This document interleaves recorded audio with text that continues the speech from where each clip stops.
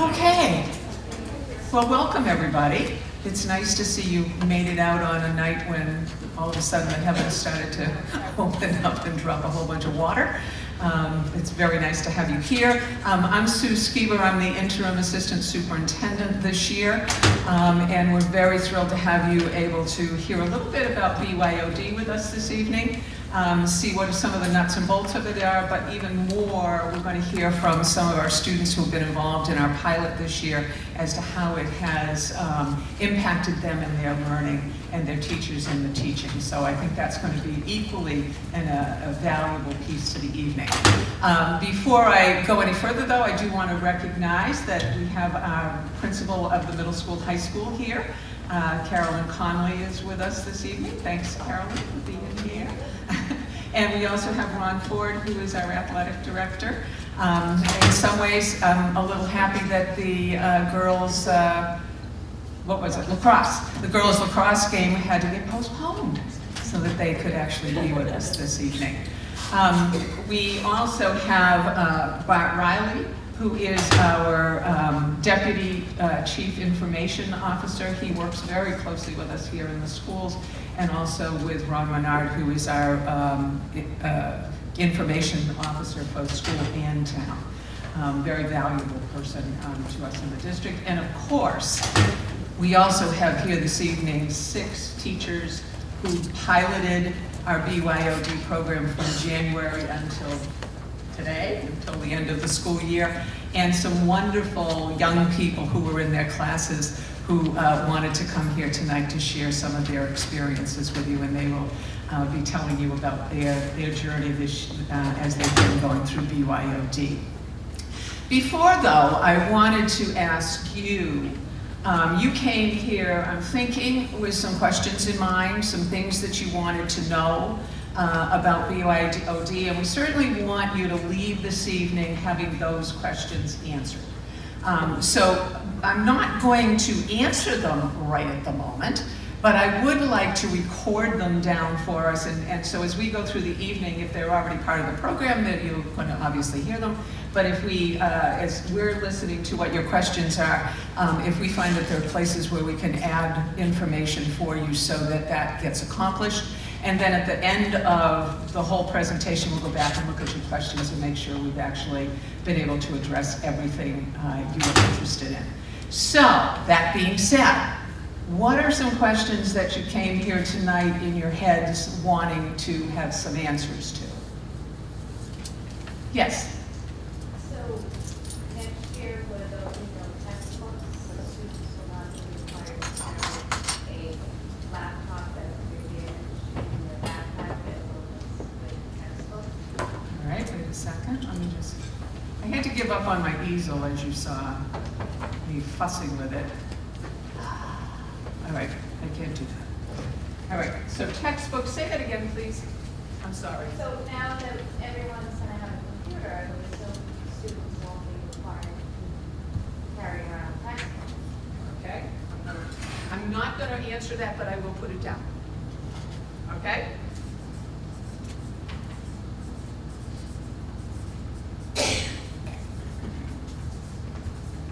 Okay? Anything else? Yes? I'm just curious about, I don't know how to phrase this correctly, but the blurred lines now between a private device coming to the schools and privacy, personal family privacy, as you bring a device into a school public setting. And, you know, what's going to be required of parents to sign off on in terms of compliance with the school network versus private network. I'm just worried a little bit about, I'm concerned about the blurred line between home use, school use.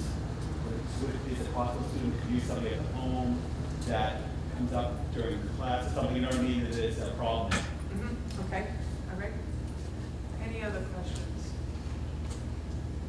Yes? Well, that's like going on to this question. I know my kids go on to YouTube at home. Are they going to have access to that during school hours? Okay. Whether they're in TST or during lunch? It's kind of access, what can they have access to here in the school day? Okay.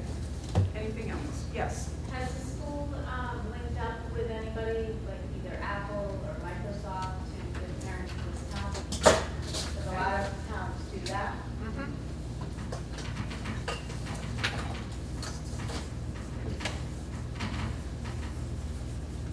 Okay. Yes. Kind of on the same thing with the textbooks. Will students no longer be required to purchase notebooks and place take notes on their device?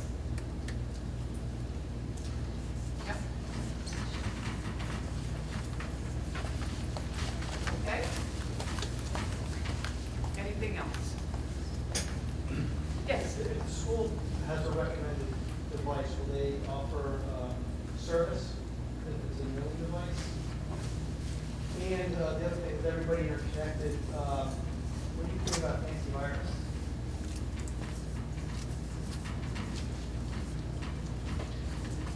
Okay. Anything else? The same point relative to everybody being connected, the bandwidth on the school, once everybody. Is it adequate? Is that what you're, okay.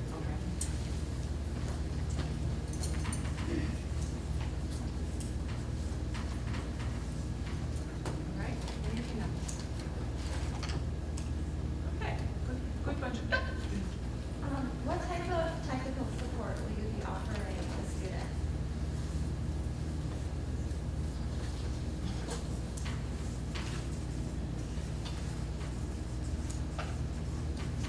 okay. All right. All set? Okay. Thank you for those, and as we go through, I believe that you'll find that a number of them are part of what we're going to talk about this evening, and you'll get answers to those, and others we'll work in now that I know those are things that you're interested in. BYOD we see as a way to really, as this title says, advance education through technology. It is a valuable tool that can really help us to engage our students in learning and help them to become really effective learners themselves. Over the 40 years that I've been in education, technology has always been here, but it has changed significantly, and I think all of you probably can appreciate that. And I want to give you just a couple of examples to kind of help feed that thought. One is the phone. You see that top one for 1980 with push buttons? I bet you a lot of kids today wouldn't even know what that is. We actually had a kiddo at Deer Hill this last week who, when we said to him, you need to go to the office and use the landline to call, they looked at the teacher like, what are we talking about? I don't know what that is. Because most kids are using the cell phones nowadays. Homes don't even have landlines in a lot of places. Today, if you look at what we have now for phones, we actually have small computers in our hands all the time. They can take pictures, they can do video, we can talk to them and say, call home, and it automatically dials. We can do searches on it. It's a very different product, a very different piece of technology than we had 40 years ago. And there are many others that are equally the same way. So then when we look at classrooms, this is a place where we've been slower to make those kind of changes. In 1970s, when I started teaching, this is pretty much what we had. We had kids in rows looking forward, and the teacher as the sage, we could say, on the stage, the person who imparts all kinds of knowledge. In 2000, we have changed a little bit. You'll see that we've got our kiddos now maybe at tables rather than in desks. But it's still pretty much the same kind of dynamic with the teacher giving all kinds of information, students taking it in and giving it back in test situations. In today, what we have is that bottom picture. This is where we're going, is to be having students using technology as a way to get further and more in depth into their own learning and to become collaborators, to be able to do things cooperatively, to be able to communicate with each other and share with each other, do authentic kind of learning, to be able to really become learners for themselves. BYOD we see as a way for us to be able to do this. The technology is going to help us get there. So what's been the journey here in Cohasset?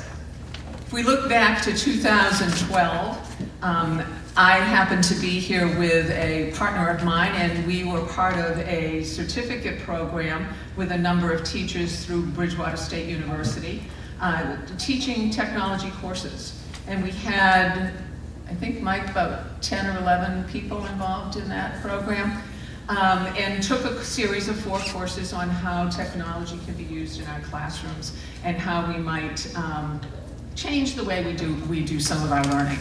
In 2014-15, my partner, Joanne McDonald, and I were asked to facilitate a group here in the school district to talk about, where does Cohasset want to go? What is the plan? What do you want for the plan for this district in terms of technology? Out of that came a look at where were you in terms of infrastructure, what did research tell us, and then also what was the plan going to be? And that's where we came forward with putting iPads in grades kindergarten through 3 and Chromebooks at grades 4 and 5, which have been now in place for, this is the 2nd year of that. Out of there also came the BYOD idea, is to use that as the way to move technology forward here at the middle school, high school. In 15 and 16, those are the years, that is the year where we worked on the infrastructure at the elementary level, brought in those iPads and those Chromebooks, and put that all in place and got that first part of the plan in place.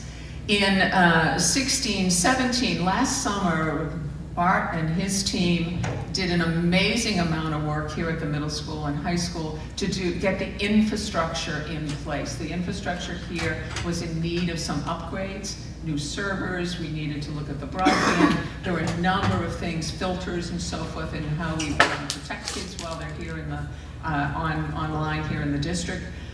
Those things all needed to be put in place.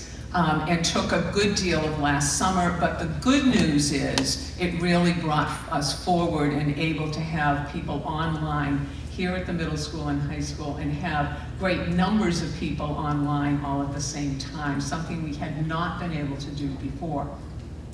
Over the course of this year, we've done a great deal of professional development with our staff in getting them ready to use Google. We are a Google district. Getting them able to look at Google Docs and Sheets and Slides, and Classroom, which is, some of our teachers will talk to you a little bit about, is a way that they're able to put online all of the things that they would do in class. Assignments can be submitted through Classroom. A lot of ability to interact on a level with students that we were not able to do before. So a lot of professional development was done. And the wonderful thing, I think, here in terms of that is that our staff really became, they've become the teachers of teachers. So we now have a very robust learning environment where teachers will say to each other, well, I'm not sure how to do that. And someone will say, I can show you. And helping ourselves become more adept at using this. We also did a pilot where we had 6 teachers from grade 6 through 12 work with, I think it was roughly 100 students in their classes doing a formal pilot program where they actually tried a BYOD program with kids bringing in their devices and using them in class where it was appropriate.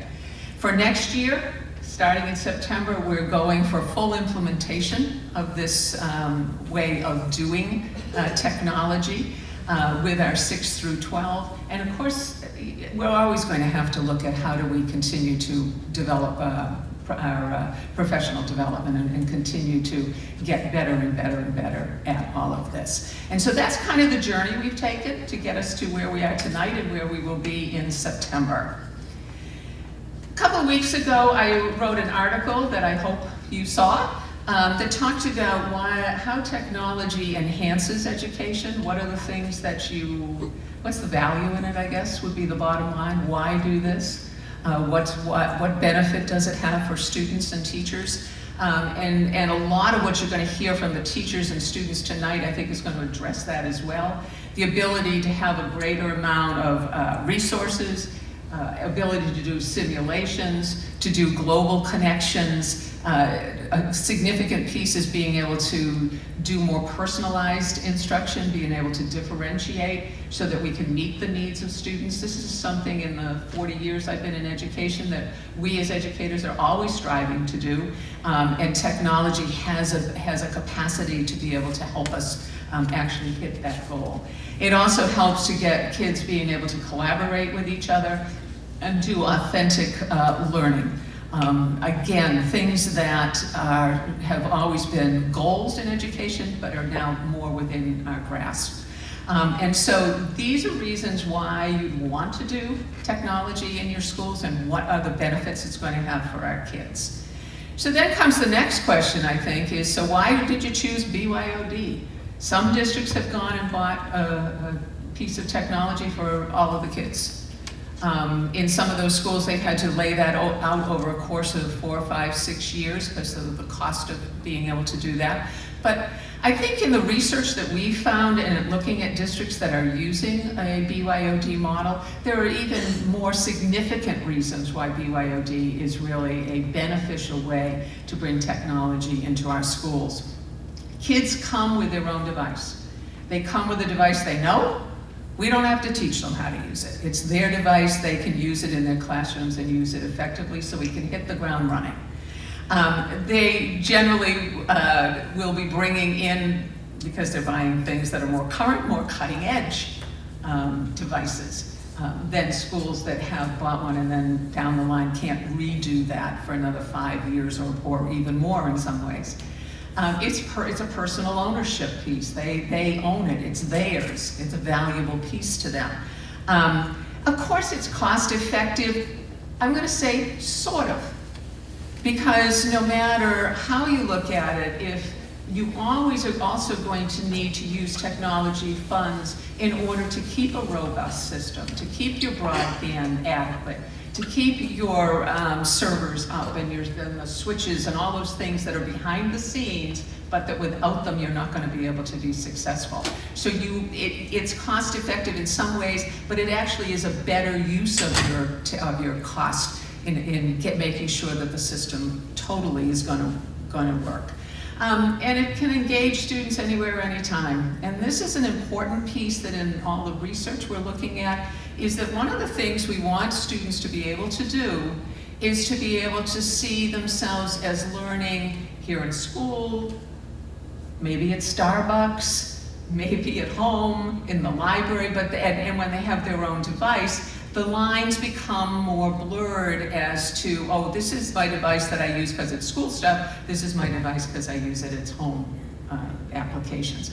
This becomes something that I use all the time, and I'm learning when I'm using it more consistently. And we also know that by letting students bring devices that they prefer, that also addresses, every student learns a little differently, has different learning styles. Using a different device gives them that option as well. So it addresses all of those kinds of things. What isn't it? It's not a replacement for the teacher. It never will be. The talent that these 6 people show, and all of the other teachers in our schools, cannot be replaced. What it means is that our teachers can also, though, work more closely with groups, can do more of that personalized instruction, can be more of a facilitator of students' learning. And I'm going to go back to that idea that we want students to be able to learn how to learn and to be able to take those skills with them wherever they go and once they leave us here. It also, it is not a device that is going to be used all the time. There are times when it won't be the right way approach to teaching something, and so therefore we wouldn't use it. Talking to teachers, I've been saying that to them all year. If you have a way that works better, use it. Because some approaches to teaching things just are not going to be technology based. And again, does not need to be used every day in every place. What we're looking for it is to be used where it is appropriate and where it fits where it fits the needs of what students are learning. In some classes, as I've gone through some of the pilots, I've seen where some kids are using technology and some aren't, because their learning style says that's not going to work for me in that way. I'd be better off using this other approach. That's all fine. We're looking at how do we approach what kids need. So what are the expectations, as with Dr. Seuss's All the Places We'll Go? The expectations are that students will bring a personal device to school every day, because they will be able to use it when appropriate and when it is called for. This also means, and I know as parents, sometimes this will probably make us cringe sometimes, it means that it has to be charged. So there's one more thing to put on the nightly checklist: has your device been charged? So that they can use it. Now in our classrooms, will we have some power strips and so forth? Yes, but if 20 kiddos are sitting in a class and they all need a power strip, that's not going to be able to happen. So it's going to be important that they do come with a charged device. Other is that we expect that teachers are going to use it in their classes. We expect that they're going to incorporate it into lessons where it is appropriate. And we also expect that we're going to give students access to online resources, both here at school and at home. And much of that is going to be done through Google, which allows you to hook on with their Google account no matter where they are, so that they can access their files, their material, whether they're home, again, whether it's home, Starbucks, library, wherever. Such as even this slideshow is a Google slide show, and I can access this no matter where I go. All I have to do is log into my Google account, and all of our students have one of those and are able to do that. So, what are some questions that we know are frequently asked? One of them is, so what device? What device are you talking about? And I think that is going to address a little bit of what some people have asked. Basics has to be able to have Wi-Fi connectivity. I'm not sure I know of one that wouldn't have that in today's world, but it is something you need. 2 gigabytes of RAM are minimum. We are buying devices with 4. It just allows a better, if kids are streaming in class for something that the teacher has chosen, has looked at ahead of time, that it makes that work a lot better. The thing we're not looking for is high-end devices. To go out and spend a lot of money on a device for BYOD is not necessary. Last week, this group of teachers and I went over to Situate. Situate has been doing this for a couple of years now. I've been in contact with them throughout the year, and we wanted to talk with them about some questions we had. And one of the people there said, if people buy, now this is an Apple, it is a more expensive device, but if you buy this, a lot of what's on here you're never going to use as a kiddo in school here if you're using our Google Suite, which is what they will mostly be using. So that you're putting money into something that's not really going to be necessary for them in terms of their school. The other is we're saying no phones. Phones have a lot of capabilities, but they don't really quite fit the bill when we're looking at them used in class. There are some occasions where a teacher may say, now tomorrow we're going to do X, Y, Z, and you can bring your phone. But for that to be your BYOD device is just not the appropriate device for you to use every day in all the different classes that they will be in. If you're looking for devices and you're wondering about a device and what might be recommended, we would recommend Chromebooks. It is what we're buying here in the district when we're buying them. They're very user-friendly, they're very useful in everything we're doing here with Google. And so, for an educational device, it's a very good device. Bart and his team today went and looked around to see, so where could you buy a Chromebook for under $200? And he found with his team of folks in 10 minutes, 4 different places.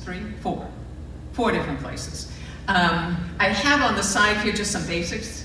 We're buying 11.6-inch Chromebooks with 4 gigabytes of RAM. the 16 gigabyte solid state drive, which is, I understand it, is what makes it come up quickly, and also is the saving piece. I'm looking at Bart to see, am I giving some accurate technology background here? Yeah, oh, to the OneDrive, okay.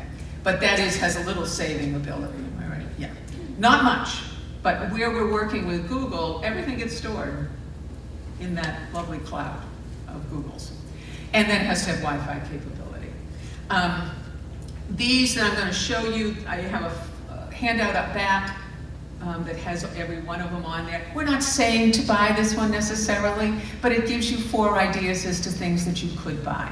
At the same time, we are trying to work with our vendor, and it's a very slow process apparently to get them to help us with an offer that they might be able to give to parents.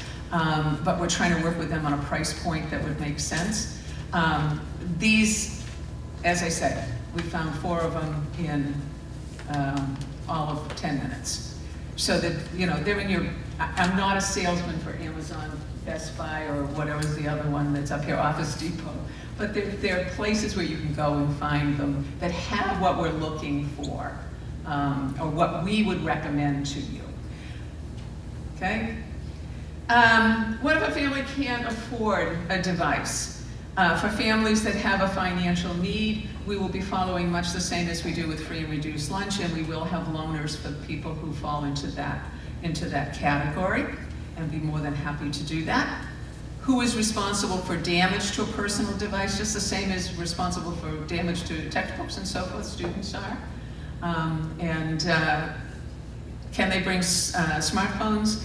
They can bring them, but that's not what we're looking for in terms of the device. That's not what we're recommending. So if a student damages their device due to too many books or no books in their backpack, because I know that some of the laptops aren't made very well, so they can damage fairly quickly, will the school lend the student a laptop to use in the interim?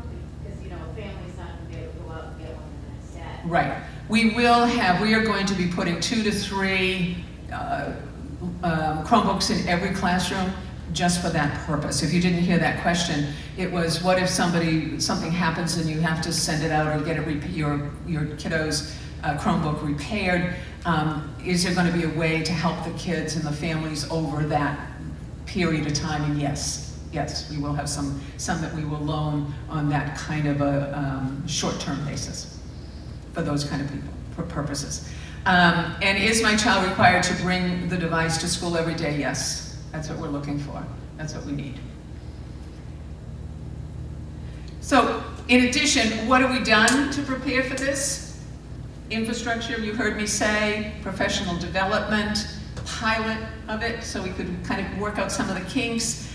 We also were very fortunate in the budgeting process to have the capital budget committee support us in funding for the buying of additional Chromebooks, those that we're going to want into our classrooms, as we just talked about, and also those that we would use for loaners for families that need that kind of support. So those were wonderful, that was a wonderful support from the town in helping us to move this thing forward.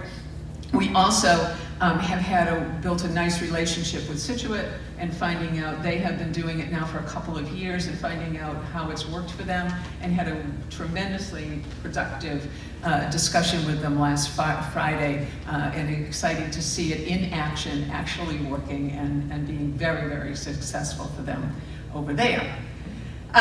What is the safety for students? How we do it, we have filters.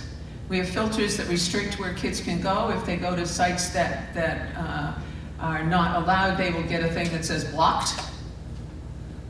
If it is a site that a teacher says, geez, I wish we could use that, I've looked at it, it's a good site, they can ask Bart and his team to unblock it if they give it the approval that it is acceptable to be unblocked. And then we're also asking, as part of digital citizenship, which all of our kids, we're going to be ramping that up really a lot next year, is asking them to tell us if they get to a site or they see a site that they don't think is appropriate, to let us know about it so that we can block that site. The hard part about technology is there's sometimes ways around almost everything. But we all need to work together to make sure that that is addressed when in fact it does happen. And so we do have a lot of safety in place. Students who come into school will log in through their Google account, and that means that they will be within our realm here, and those filters and so forth will all be in place for them here in school. Okay? And now, even more exciting stuff is to hear from students about how, and teachers, excuse me, as to how this has really addressed things within their classroom. And we as a pilot group talked about this as, it's all about engagement. We know from all the research out there that students really learn most when they're engaged. I think if you think yourself, when is it that you really learn something? It's really when you are totally immersed and engaged in it. And so how can that help us? How can technology help us get there? And so I'm going to start with Mr. Welsh, who's going to, with his student Rachel, will give you a little bit of, a little glimpse into what classroom life is like. Okay? All right. Hello, my name is Michael Welch. I'm a high school social studies teacher, and this is Rachel. She's a 10th grade student in my accelerated economics class. And we're focusing on just one aspect of the use of technology, and really what we're going to focus on is the idea that students can learn it anywhere and any time. And it's really something that the technology, just in the past few years actually, I've been doing this for more than a few years, the technology that's out there now really allows us to differentiate and allow students to work at their own pace. And it's actually can be accomplished with a lot of the technology that's out there. So I'm going to have Rachel talk a little bit about just bringing a computer into school, because she's been doing it every day, and it's exciting. You want to just? Yeah. Hi, I'm Rachel. Pretty much every day I bring in my laptop to do my economics work for Mr. Welch. And what he's done is he's created on his website his own online textbook where we can reach any of our assignments and anything we need to do through that section of the textbook. And I think it's really helpful because I can visit it at any time and I can do it at my own pace, and I can ask for help whenever I need it. So, yeah. And right there, and she's going to show you, so she'll show you the website and how she can access that material. And we might have a little bit of, because it's not her computer, we're going to show you how she'll actually submit the work to, just so that you can see how it all works. So this is the website that you would go to. You want to go to Unit 6 maybe? Yep. Yeah. So back there, you could see it had all the different units that we did this year. And pretty much for this unit, he lists out everything we've done. So you can see that all the words are bolded and everything that we need. And at the bottom, there's a list of all the different videos and quizzes that we need to take through the section. So if we ever have any questions about that while doing them, we can just ask him during class. He also goes over it in class, so that's good. And just one thing to focus, so the students will have direct instruction in class, lectures, that and so forth. But one of the things, the students can take as much time as they need to work and to learn the material. So just so you have a sense, that you want to click on the quiz? Yeah. So at the end, whenever they're ready, they can take the quiz. So now it's not, today it's Tuesday, I'm taking the quiz. Some students might need an extra day. Maybe they have other assignments that day. Maybe they're overwhelmed with something else. They can take the quiz when they're ready to do it. So just being able to click on this, and if anybody's familiar with Google Forms, there's an automatic grading feature with it as well, that after a student like Rachel will take the test, it grades automatically, so therefore I can let them, the management aspect is much easier for me to let them work at their own pace, and they get instantaneous results, which anybody in education would tell you that helps in the learning process as well. And it's really that quick for the students to be able to access it. And then you want to go back to? Yeah. And then another thing, I'll show you, another thing that we can do, oh, yes. Right, I was just curious, so when you take notes in class, are you guys using notebooks or do you type notes into the computer? Yeah, so basically right now you could do either or. What I personally find better is that I type my notes on Google Docs, because then it's all just in the same place for me. So when Mr. Welch is doing lectures in class, I'll type it in there. If I ever don't understand anything, I can always come back to here and ask him questions about that while he's lecturing as well. Yeah. And so another thing that we can do is it allows us to do videos, which again, the kids can watch at their own. We want to go to like the Accelerate. And what happens with this that's very nice, if they're watching a video, they can go back to a part that might be difficult. So again, they'll learn, so even if I've gone over something in class, they can look at it again, go back multiple times. So the differentiation, they can do it at home if they want before a test. And then they have a worksheet that they do. So maybe she'll show, we don't know how well the audio is gonna work on this. Mr. Sasso's working on it right there. So we're gonna test it right now. So here would be a video. We don't have to show. The purpose of this lesson is to go over the money multiplier. And basically what the money multiplier tells us. So that would go through all of the steps, just to spare you some time. And then after that, there'll be an assignment again at a student's own pace that she can do. Yep. So after you watch the videos, you go to the worksheets, and basically what you would do is all the questions are here, so you would open a separate Google Docs on your account and answer all these questions, and I can basically ask him if I need help or just go back to the video too at any time, and it really helps. Do you want to pretend this is one round and show Yeah. them what goes in? You don't have to do Yeah. So what I do is I usually copy and paste all the questions here.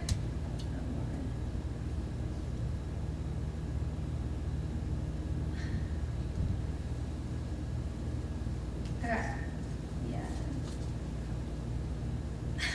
It's usually Okay, easier so with a usually, sign. yeah, it's always easier on your own laptop. No, but- so just assume that she got that, and she would go to, if you go back to the main screen.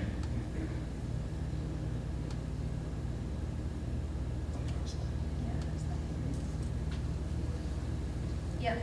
So then you usually go to Google Classroom once you copy and paste everything, and it will appear like this. So this is the economics class, and say I just did the accelerated currency exchange. I would click on that assignment and create a doc, and I can just, once that is created, I can just paste all the questions in here and then answer all those questions at my own pace.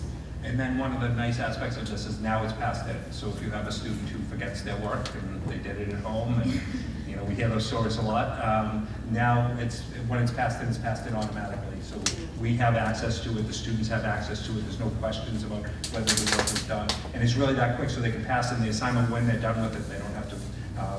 They don't have to worry about other times and bringing it into school, and we know everything's all set there. So I think any other questions? I think yes. All teachers will have things set up similarly? I think one of the things the administration's been supportive of is it's all new, and they're allowing us to be creative and try new things. So I wouldn't want to say that what I do is going to be the same as anybody else. I would say that a lot of teachers, I don't know the number, but a lot of teachers, just anecdotally, are utilizing the Google Classroom on a regular basis. So I think you're going to see, and most people like it, and a lot of students, maybe a lot of your students are already using it at this time. I do, one of the things that Bart and I did today, Bart and I, the very, very much the Bart part here, he has the ability to look online to see, you know, the use and so forth. As of today, and remember, some teachers can put out more than one classroom, but we have 1,010 Google Classrooms operating in the building as of today. So that's, I think that kind of addresses it. We've done a lot of PD on it, and teachers have really been trying it and embracing it and giving it a shot, which is what we ask, you know, give it a shot, see if it works for you. Yes? So I'm just curious, now you know the high school students are all pretty fast typers, but for the sixth graders coming in, since they've never really had any keyboard training, are you gonna offer anything like that in case they want to take notes on your computer versus just writing them out? Actually, at Deer Hill, they do have keyboarding, and I know that we're looking at a new keyboarding program for down there because it's not quite so snazzy, the one we're using at Deer Hill at the moment. You know, so it is something we're aware of that we need to do some work on. And we want to do it at Deer Hill as they come on up through.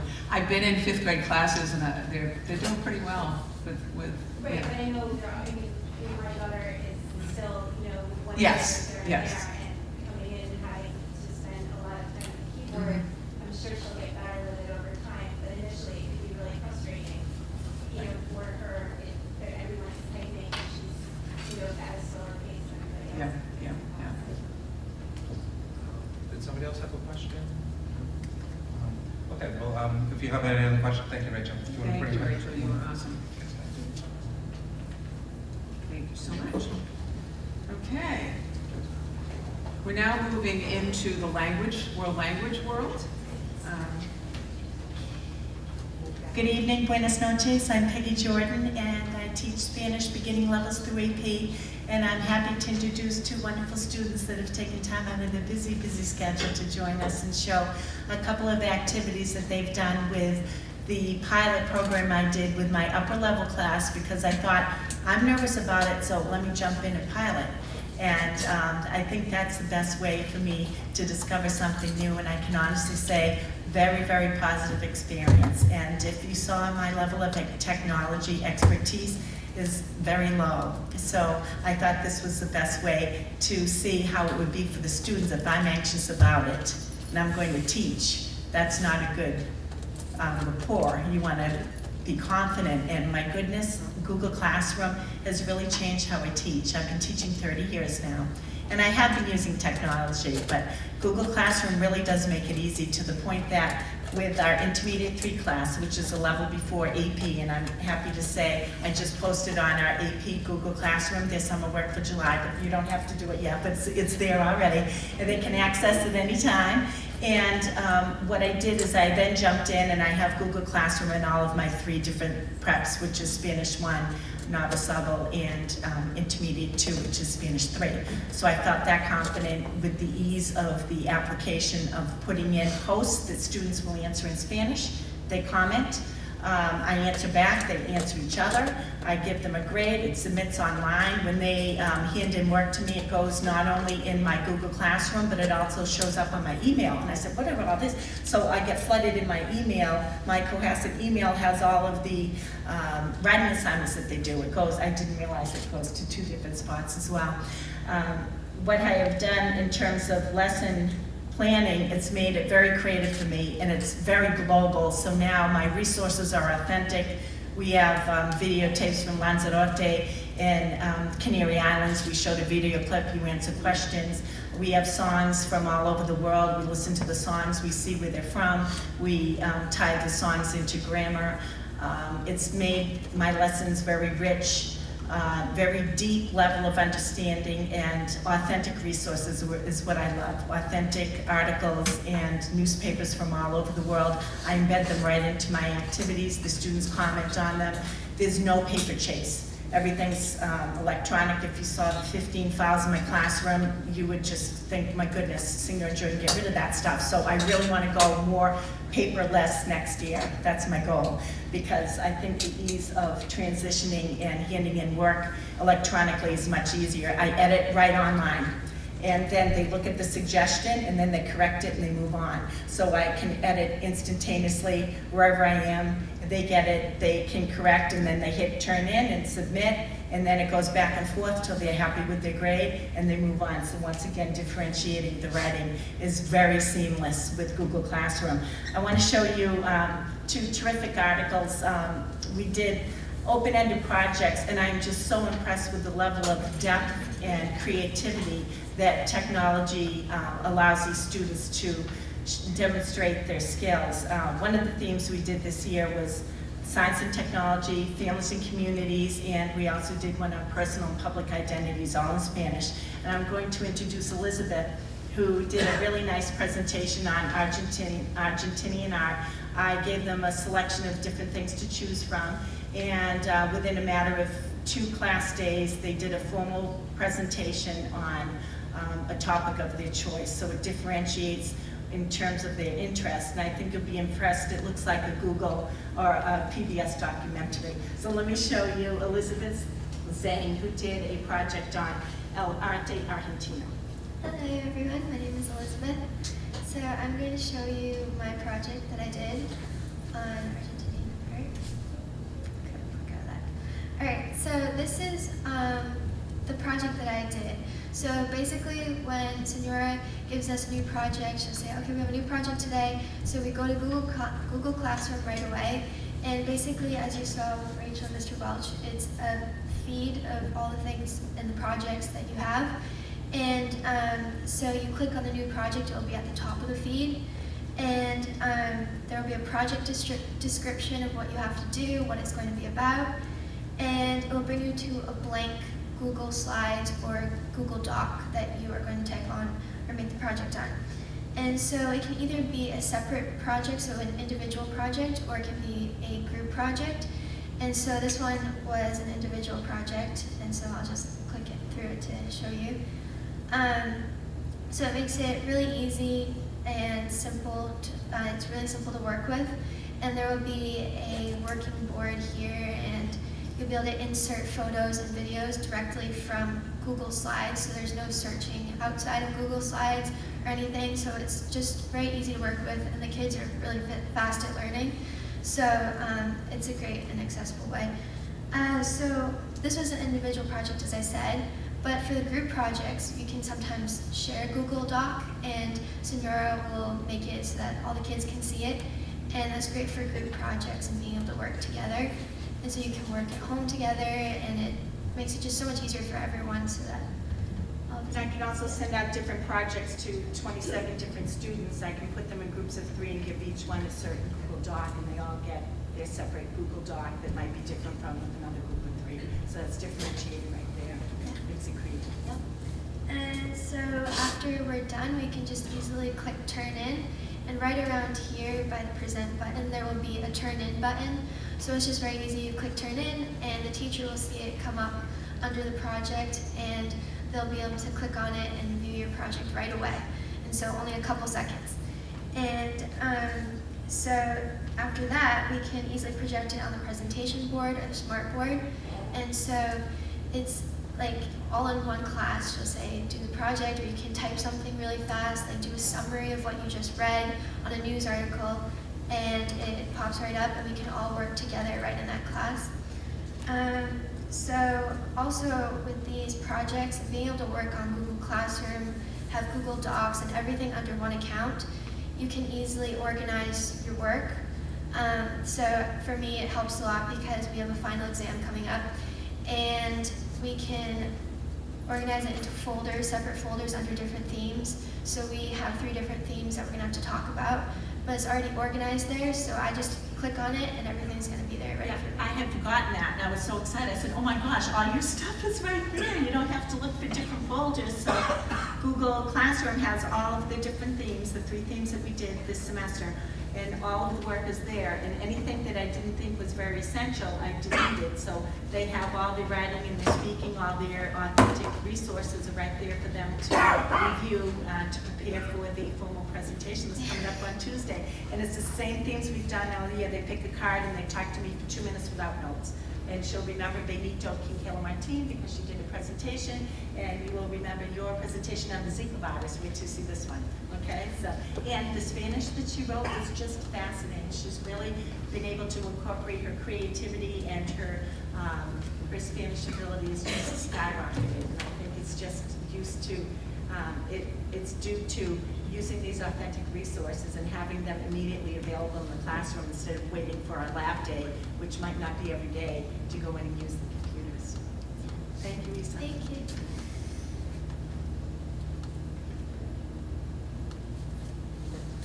Don't have my glasses on. Here we go, Molly. Molly is going to show a presentation that she did with our science and technology theme, which is El Virus Zika. And these are the same themes that they will be familiar with when they move to the advanced placement level next year. No surprises, we'll be doing the same type of thing. So I tell them, you're already doing AP level work, you're doing the higher level thinking and the creative writing and speaking and listening. And now we'll just do a little bit more of it and be ready for next May's exam. Hello, everybody. So once she tells us that we're going to have a presentation, we choose our topics, and like Elizabeth said, she sends it out so everyone can easily access it. And the first thing that's really great about presentation of the projects is you can access it all from one computer, so that makes things go much faster and it's much easier. So the first thing that I liked about Google Classroom is I was able to use videos, I can't click on this one, to make like the projects more engaging. Existen mejores maneras para protegerse de los mosquitos que causan Zika. ¿Cuáles? Usar repelente, pantalones y camisas con mangas largas, claras y suaves. ¡El más se protegerá! ¡Muy bien! Necesitamos mantener las puertas y ventanas cerradas para que los mosquitos no entren. ¡Recuerda! Si el mosquito no te pica, ¡adiós, Zika! Adiós, Zika, dices, adiós, Zika. So this other form of media allows for the project to be more entertaining and engaging instead of one person just talking the entire time, which I enjoy watching other people's presentations and seeing the videos that they include. It's just much more accessible to other resources. And then at the end of my presentation, I was allowed to use Quizlet, which is like a flashcard website, and I was able to use the new vocab and have the other students in the class practice it. And that way, they can actually practice what they're learning from the presentations, and it's much more engaging. And if you're just listening to someone talk, you might not be learning everything, but if you're able to like use these other online resources, yeah, and like play games, and we have a smart board in the classroom, and so everyone can just match the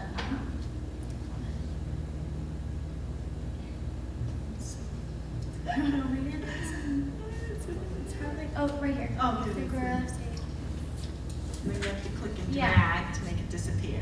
And then we put the high scores on the board, and then another pair of students will come up. So But this they can makes do it on their own. much more fun because it's another way to practice your vocab and the new things you're learning, and it's more engaging. So I really like Google Classroom and these new ways of like having projects and presenting, because for me it's much more fun and enjoyable to watch other people's presentations, and I enjoy being able to like see my classmates actually learn and demonstrate their knowledge in different ways. So that's it, but Any questions? Thank you.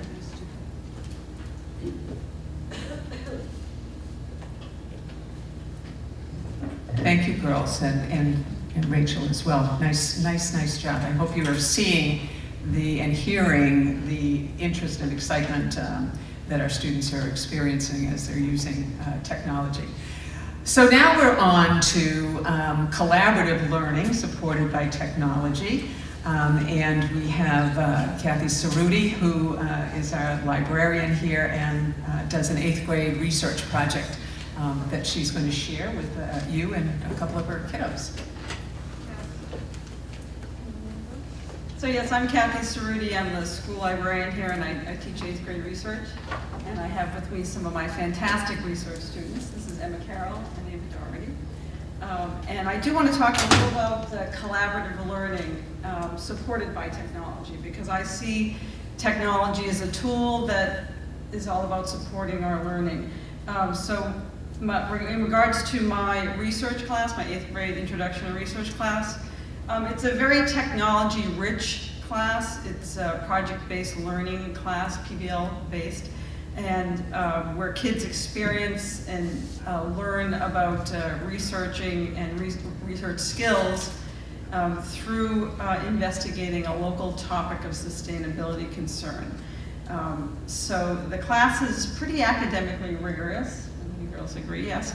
And students learn these skills in preparation for high school, their high school research projects. So there is an emphasis on collaborative learning, and the class is what I call a hybrid. We meet face-to-face, obviously, but for the last 3 years, we've also been meeting online in a virtual classroom. Now, I present them with a unique opportunity to experience a different type of learning, virtual learning classroom. I use a tool called Edmodo, and the kids use Edmodo in conjunction with all of their Google tools, which would be Drive for storage, and Docs for planning, and Sheets for project management, and Slides, everything you've seen here. So what I'm hoping will happen is that they become very tech-savvy users, very agile users of technology. So they're not married to one certain platform. They know how to navigate a variety of environments. So as part of that, they conduct pretty high-level research using online research databases, using books, remember those, yes, too. So using ebooks and print books and online databases.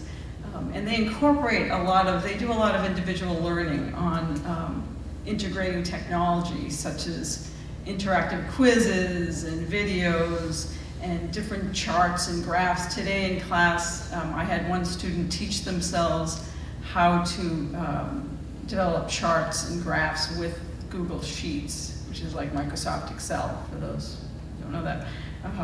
So all of these tools, they're a means to an end. They're a means to learning what they need to learn, and also kind of supporting them in presenting their research as well. One great thing about this, and I did some kind of self-promotion for my class. I hung my flyer on the auditorium door. We have our sustainability symposium next week here in the auditorium, and my students present to an extended audience of community members. One of the requirements of their project is they interview a local expert. So I'm a big believer in marrying the two. Life isn't all online. And we have community experts in Cohasset that can inform the kids about their topics. So they learn interviewing skills, and they basically end up presenting their research to the community as part of that symposium. So these girls did a fabulous job. Was it last semester indeed? Yes, last semester. They tackled the very important and complex topic of climate change. And yes, they did a presentation on using Google Slides, but they also did very robust research into global warming, and used their research skills to, and I just want to get rid of this so you can see their parenthetical citations hopefully here. Let's see, I'm trying to find Emma's. So Emma tackled the topic of why is Cape Cod shrinking, and she did a fabulous job on this. But I want them to speak not just about the Google tools, but something I haven't heard yet, and I hopefully you guys can speak on this, on what BYOD brought, what having devices in the classroom, their devices, brought to the equation. So I'm going to let you guys come on over here.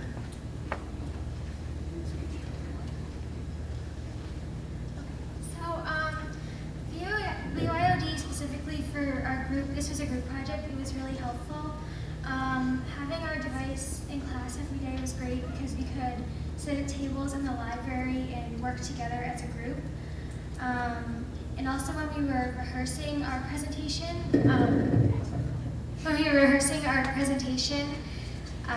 deciding the order we were going to rehearse in, it was helpful to have a device because if both of the projectors were taken in the library for people to present, we could bring a laptop anywhere in the library.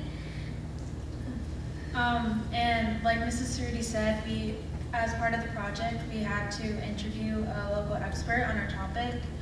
And what made, with bringing your own device, that made it a lot easier, being able to meet them anywhere if you wanted to take notes on your computer, or maybe record the conversation so you could go back and listen to what they said, so you wouldn't have to meet up in a lab. You could just meet in the library or anywhere throughout the school, which was really helpful.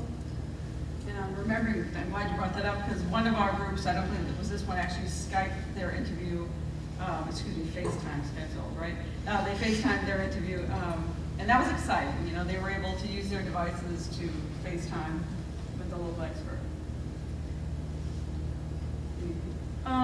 Also, another thing throughout the course that made bring your own device a really helpful tool was that when going into groups, if we had an activity that Mrs. Cerruti wanted us to complete, we didn't have to move around at desktops and sign out of the computer and sign to another one.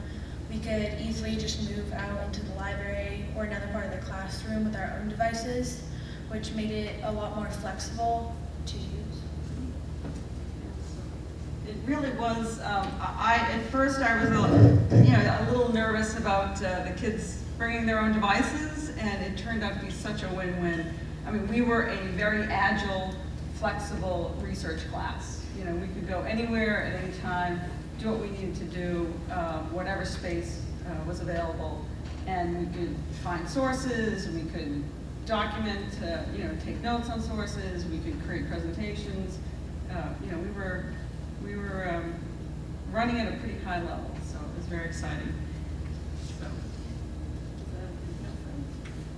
right, thanks. Thank you. Thank you, girls. Very nice. And now on to myself over here. We want to go to a science class now with Mrs. St. Peter and one of her 6th grade students who has done a really nice job and wants to share with you his experience in the science class. Good evening. Okay, we move beyond that. So first of all, I just wanted to mention that Max actually made these slides for us. So that's really great. I do want to talk about my topic is availability of resources. And one resource that's really important in my class in 6th grade science is the use of simulations. And the reason is I basically teach matter and energy. And matter and energy are abstract concepts. So as a 6th grade teacher, I'm teaching abstract concepts to students who are concrete thinkers. So how do I bridge the gap? I do that by using simulations.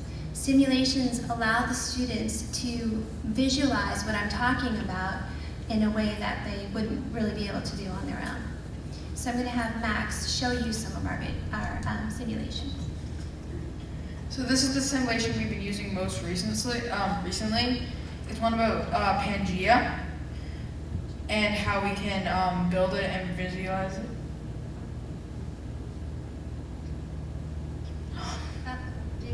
Do you have your login?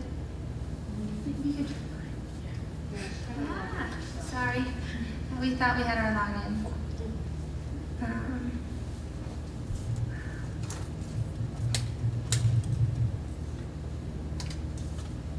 While they're doing that, one of the downsides of being on my device right at the moment is poor Matt showed me how to do this, and then when I went back to look at it later, it said you can only do this so many times a day.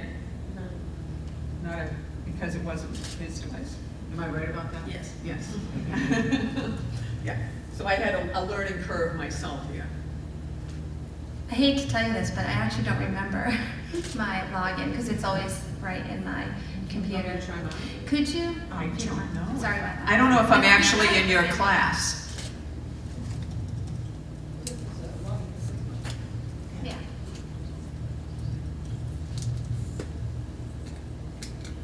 Sorry, I'm not in a class. Sorry about that. So can we just go back to the slide and we can just talk about it? I apologize for that. One of the benefits this year that our district had is something called ClassLink. And it's a platform where we have all the different sites. They're already listed for us on our platform, so all we do, we get to be lazy, we just go click on it and our passwords are already there. So that's a benefit for the students because they don't have to remember their passwords either. But in any event, this is a type of a simulation that we would use, and do you want to explain kind of how we would do that? So you can drag and drop all the content, and then it helps where we have this assignment on paper where you have to cut them all out, which takes 5 to 10 minutes, and then you have to move them around, not glue them, make sure you're right, and then glue it, and you can get all that wrong and you have to start over again. So it's a lot more time consuming, and this is a lot easier and more representative of how it can actually work. It makes it like more helpful. Thank you.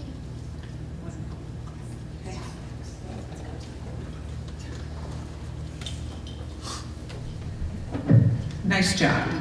And now moving on one more time to how can, using your own device and having Google pieces in place for you, how do you get feedback that can be very valuable. And we have Mrs. Duggan here to share that with you with a couple of her very talented students as well.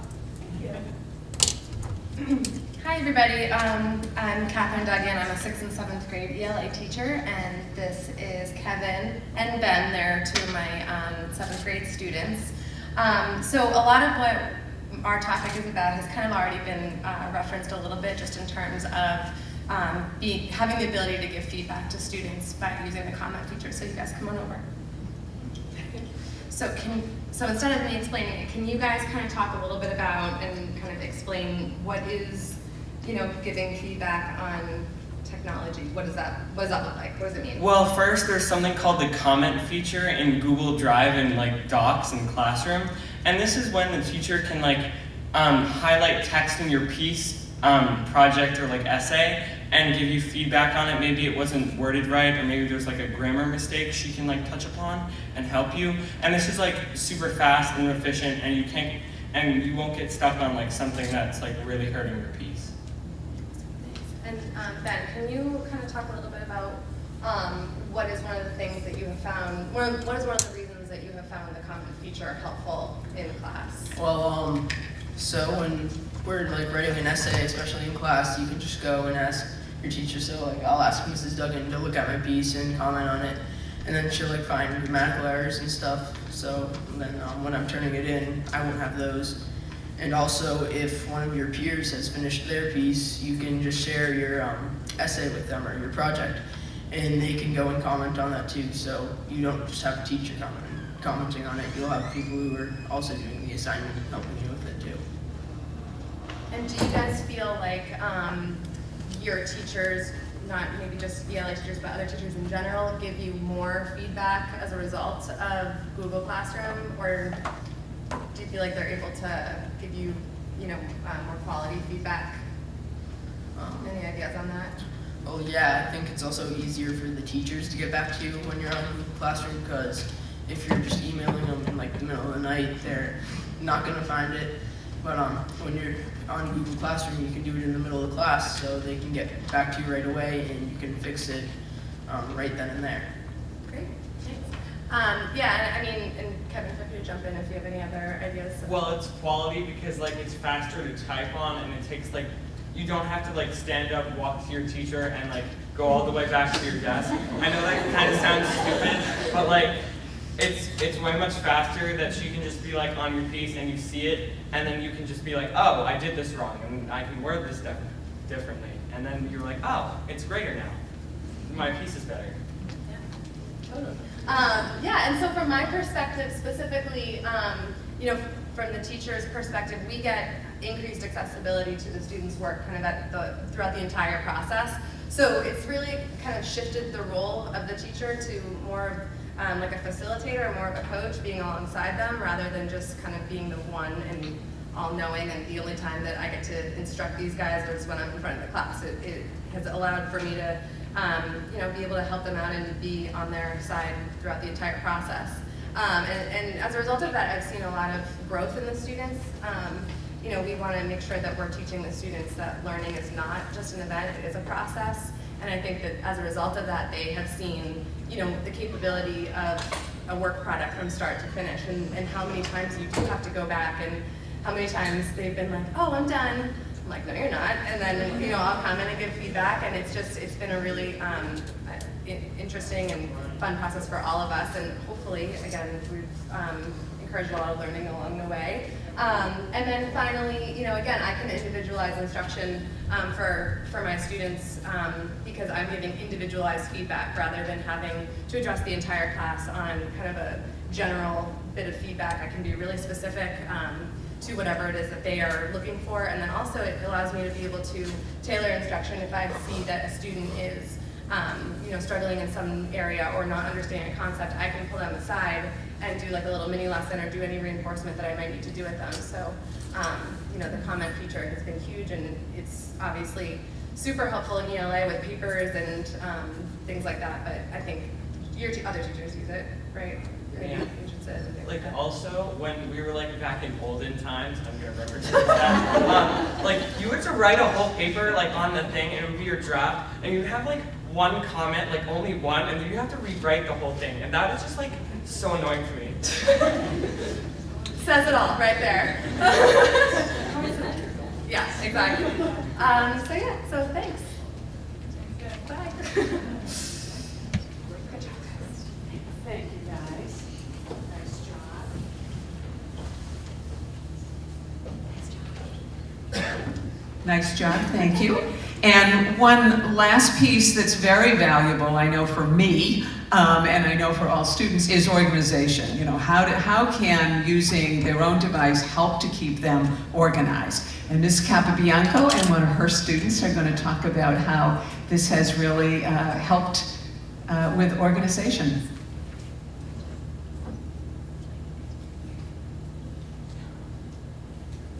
Hi everybody, I'm Lisa Capabianco and this is Natasha. I teach English, math, and also provide academic support in the high school. So I can speak to organization and how it helps students in a variety of different subjects and classes. I know for me, teaching many different classes at many different levels, it helps me keep track of all my documents. My Google Drive is far neater than a desk could ever be, and I can find anything anytime I need it. In addition, when you work with students on physics, for example, and you don't actually teach physics, but you're providing support, they can share their assignments with me directly, and I can go right into my own computer, read what they're doing, and comment, provide support, or anything else that I might need. So I'm going to turn it over to Natasha to talk a little bit about her Google Drive. So I mainly use my Google Drive for English, but I can use it for all my classes. It's just harder. And I usually, I sort all my English files in folders, and I made folders for each section in English. And so I made sections for like my end of the year project, Lord of the Flies, Macbeth, and poetry. I also have to say too that when Natasha and I first started talking about using Google Drive, I had this whole plan. We were going to go through how to organize, and I was going to show her, and I checked in with her and she had already done it. And she had done a fantastic job. So she has a lot to be proud of there. So this is my Lord of the Flies folder, which is the most filled up folder, and it has like my essays, my graphic organizers, because my English teacher sent over the graphic organizers and we worked through the graphic organizer on Google Drive. And then she would like comment on it and stuff like that. And then like it has all my notes, and I have like the dates for my notes so that for my end of the unit test, I could go back and like re-look at the notes and study for it. So I have to ask you too, how has using Google Drive made organization easier? It made organization easier because it's easier for me to type than to write on things. I feel like it's faster, and I can do diagrams through Google Drive, and I can send the stuff to my teachers and stuff. Great, and another awesome piece of it too is that you never lose anything. It automatically saves, you don't have to remember to click save, it's done for you. So no matter what you may need, it's there for you. And I know others have touched on that tonight, but it's just a very important point. One other great feature of Google is Google Calendar, and it's a fantastic way to keep track of any commitments students might have both in school and out of school. Natasha did a fabulous job setting hers up. And the key thing here is that it's user-friendly, it can be accessed anywhere, anytime, and the assignments in classrooms are automatically uploaded to the student's calendar. So if they have a big paper due tomorrow, that's already in there for them so that they can keep track. Yeah, so I was on it today, like looking at my schedule, and I was adding stuff, and like you can add stuff to your schedule, and you can put the times from when you have it, and you can just plan out your like days and stuff like that. And so I was planning out my end of the year English project because we have one starting up, and it was really helpful for me to like break it down into little sections and stuff.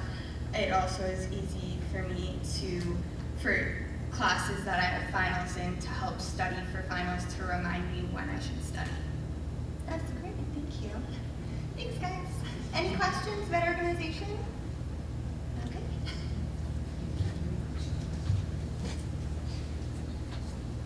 Before we finish up here, I do think it's worth a round of applause for these young people who came tonight to share with you.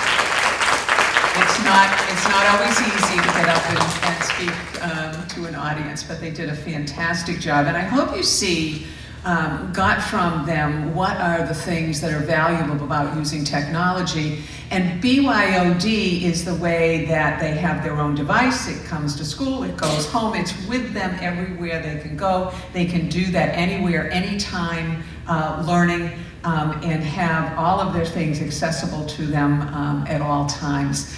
The teacher feedback, all of the things that you heard tonight, I think make us moving forward in the fall with a full implementation something that will be exciting and very, very profitable for the students, families, and teachers as we move forward. I hope you will agree with that and see that all come to fruition as we move forward into the fall. I did want to share with you this year, I also asked the teachers to tell me, how do you see technology helping you? And what I did was they gave me a whole bunch of input. I then took, and this is called what is called a word cloud. Here's my technology savvy stuff here. And what I do is just then have it dump into a word cloud, and what it does is it takes all the words that were there and those that were used a lot become bigger. So you can see that what we heard a lot from teachers was Google, obviously, students, which is the heart of everything we do in the district, collaboration, tools, technology, online learning, feedback, classroom, using, engaging, so it gave you a feel for, even, there were 6 people in the pilot, but I'm going to tell you there were a lot more people out there doing this very informally and finding as much success as the 6 who were here to speak to you this evening. So, questions we didn't answer. I'm going to go back to those questions that I had obviously had hoped my easel wouldn't fall apart, would be in front of you, but let me go back and let's make sure that you get answers to the things that you had asked about. Yes. I just shared those with you if you want to pull them up for people.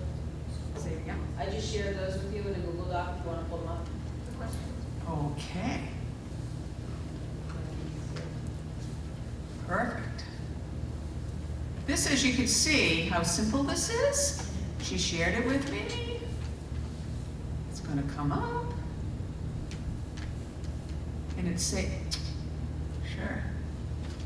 Hold on. I just have to remember what you call it. BYOD plus. I'm going back here. All right? Let's take a look.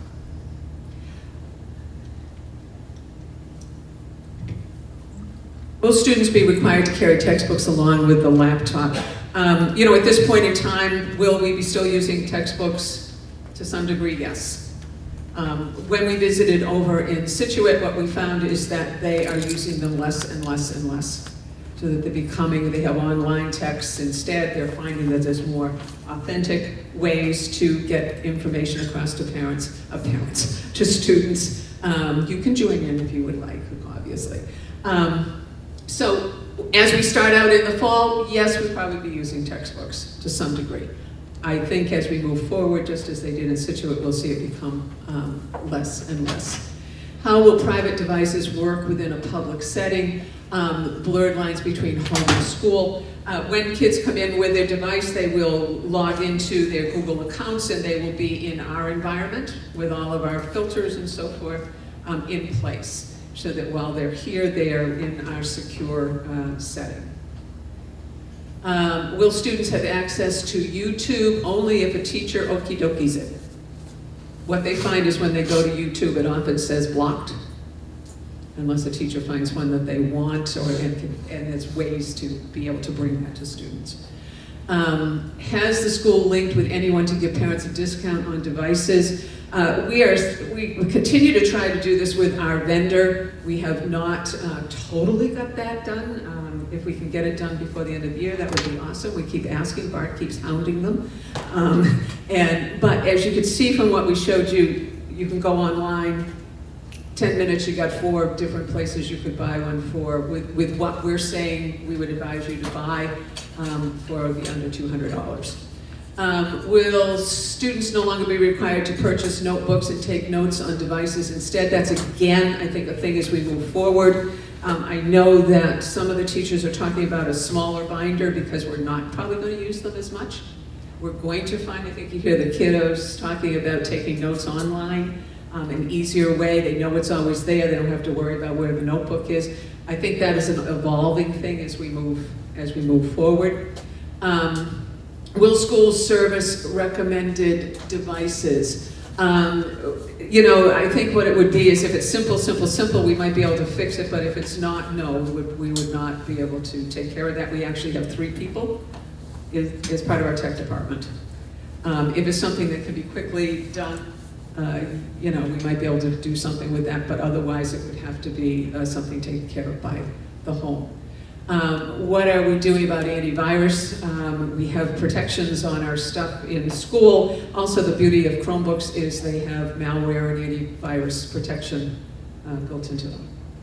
So, and anytime one of those viruses gets out there, we get an immediate alert from the tech department to be careful. Is the bandwidth adequate? It absolutely is. That was the big deal last year during the summer. We have been able to have online a huge number of people here in the school. The goal would be to have every student, every teacher in this building on at the same time and be successful, and we're ready for that. What type of tech support will be offered to students for their devices? I think that was what I had kind of just mentioned. And do they take notes? We've heard that, and will all teachers have things set up similarly? I think one of the things we want to be careful about, I think a lot of teachers are using Classroom, but as Kathy said, in some ways you want to be sure that kids become versatile in a variety of technology modes and environments. So I don't think that that's a bad thing. I think that's something that we do want to promote if teachers want to go that route. And will keyboarding be offered as a class for MS students? We don't have that at the moment, but I hear what you're saying. And I know that at Deer Hill, I know that isn't going to help in the fall, but we are looking at how can we get a better keyboarding piece going on down there. Okay? Are there any questions, or did we hit it? Yeah, no, just Yes. want to clarify what I meant by similar, like are any teachers going to be opting out? Or like is everybody going to be?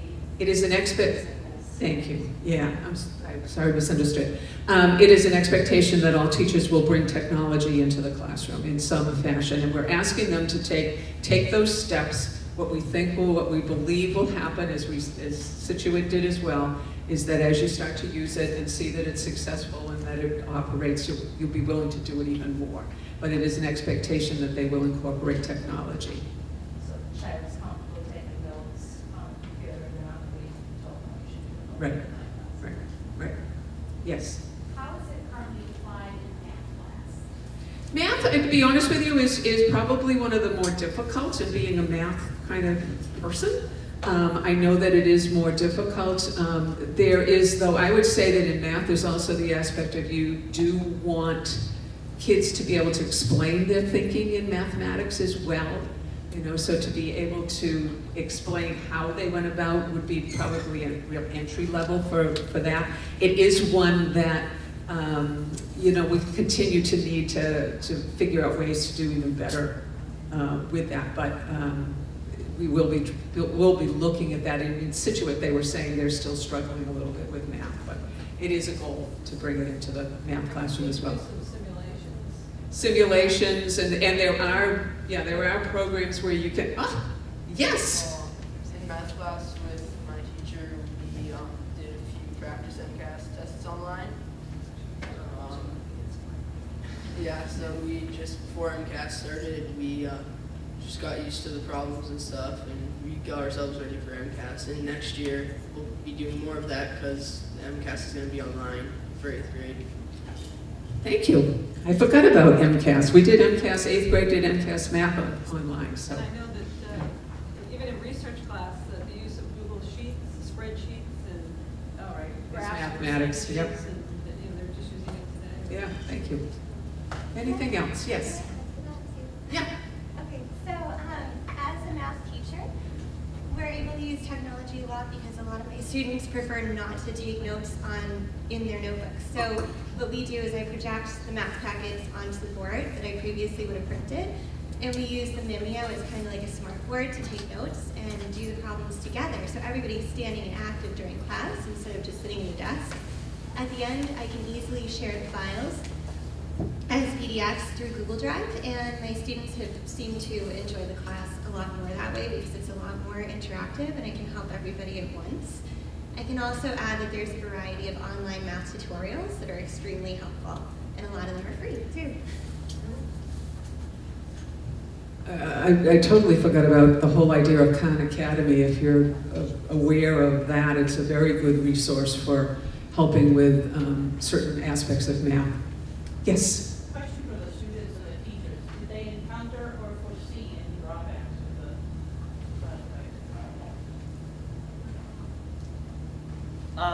Well, I didn't have any drawbacks. Oh, yes. Well, I didn't have any drawbacks because, like, I don't want to sound like weird, but like I've been using a computer since like 4th grade, and I know how to like work around it. It's pretty fun using it. I haven't had any problems with it, any malware, any viruses. Like, you have a computer virus. I haven't had any of those. If you do have a problem with that, like a virus or a malware, try to get not the thing it tells you to get out of the virus. It's like, if you delete this, get like it from a Windows or Mac site. Thank you. Somebody else next. The biggest problem we encountered probably in my world geography class was that there was, I think, 2 websites from our project that were actually blocked, so we couldn't research from them. So that's a hurdle that we probably need to cross for quicker access to these websites that are blocked, so we can change that. I think that is something that we're dealing with, is how do we make sure that we have filters in place, because that's important, but how do we make sure that we also have filters so that kids can access locations? And somebody here. I'm not sure if it's a drawback, but I've definitely had to rethink some of my classroom management tactics. I do have a new lingo, covers down, or half-mast, I think, or, just because, some kids that are not used to seeing taking a lot of notes, are they really taking all those notes? Or, so I do have some, okay, we're offline right now, or I just would be a little bit more deliberate about it. And initially, it kind of tricked me out, but then I incorporated some different tactics, and it seems to be working out. Thank you. Yes. Oh, was there anybody else? I'm sorry. I'm sorry. Just Overall, it was very seamless, I think, for my class. The kids adjusted very, very quickly. And I also think it teaches the students, sometimes there are some glitches and some difficult things, but we kind of work on things together, which teaches them some real life, be patient, let's fix it. So I think it's actually much smoother than I would have anticipated with just utilizing it in the classroom and the classroom adjusting to being able to have those opportunities. I have 2 questions, one for the students, one for the educators. For the students, I'm wondering about the carry case, durable carry case, like what have they recommended that fits well on a backpack with other stuff, like for gym and books and things? Rachel Progress. Rachel has Yeah, she brought it. Can I be like the Yeah, so there's a whole bunch of different cases you can get from places. I usually just leave mine in my backpack, and then I just I unzip it like while it's still in my backpack, and just have the computer go right from the desk to the backpack. So there's really no risk of dropping it if you just do that. So, and you can also get more like shell cases for around the laptop itself. So if you do end up dropping it, it won't get hurt. This is a Vera Bradley Yes, darling. type. Should you want to know? I also have one of the iPads that I bought one on Amazon that I can't tell you the maker, but it has, it has a foam thing to protect it from damage. Bart, do we have any recommended shells? Yeah, it's easy. And my other question was, like I'm a notorious note taker, like people at work comment about how much I take notes, and I recently thought I heard something about how they've done research about handwriting notes and how it helps you remember and retain information. I'm wondering if there's similar research or anything comparable about note taking on a computer, and if there's any loss of memory. I honestly don't know that I've read anything that way, but it'd be interesting to know. So I don't have anything. I'll just keep my daughter telling her to write it down. Anything? Yeah, Kathy? They make a great point that you can do a lot with your online notes. You can highlight, change colors, you can kind of color code things. I tell kids that whatever you write down, you remember more, whether that be either way. So, yeah, I didn't know if it's something to do with the action of it or typing, if it's the same benefit. Yeah, and I guess, there's always going to be concerns about what the best practice is and what the research says. And I think the idea behind being able to take notes online is more about, or I guess incorporating BYOD and incorporating technology to the curriculum is more about having the flexibility. So some students may really need the organizational piece to be able to have all their notes in one place, to be able to rely on that. And if that's something that's going to help the students to have the information, if that's the most important thing for them, that would be the reason why they would want to take the notes online. Versus I have plenty of students who still love to handwrite and do their color coding with their highlighters, and it's not to say that handwriting is going to be lost or gone at all, but I think it does open up more creativity in terms of the way that the students are obtaining the information. And yeah, that's that. I think that's a very good point, that it allows kids to do what works best for them and to meet their needs. Anything else? Well, I want to thank you for coming out this evening and joining us, and we're very excited about starting BYOD in the fall and really getting this technology into our classrooms and moving forward. We're excited. I hope you can feel some of that having been here this evening. And we look forward to working with you. Thank you so much.